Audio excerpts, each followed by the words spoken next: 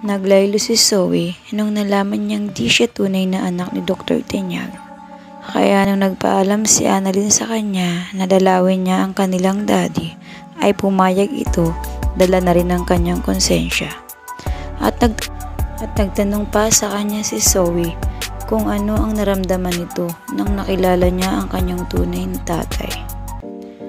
At sinabi ni Annalyn sa kanya, dati puzzle sa kanya, pero nung makilala niya ang kanyang tunay na tatay ay nabuo ang puzzle o ito'y parang butas na puso at ngayon napunan. Kaya lalong di mapalagay si Zoe, kaya pinagtanong ni Zoe sa kanyang tita kung sino o may alam siya sa kanyang tunay na tatay.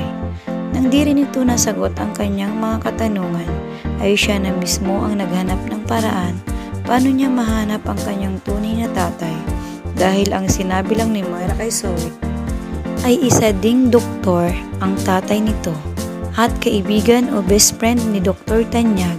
Hanggang doon lang ang sinabi ni Moira kay Zoe. Kaya patuloy na nag-iimbestiga si Zoe sa kanyang tunay na tatay. Sa kabilang banda naman, tuluyan ang nagpaalam si Michael kay Lynette at sa Chang at kay Annalyn na ibinigay na nito ang kalayaan ni Lynette at magpakalayo-layo na lang siya muna habang para makapag-move on.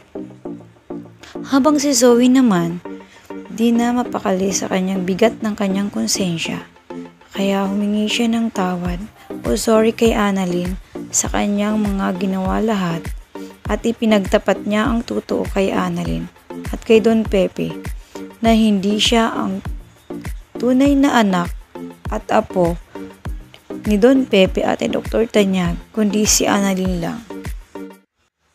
Kaya laking gulat ni Annalyn at ni Don Pepe na nalaman nila ang totoo kay Zoe.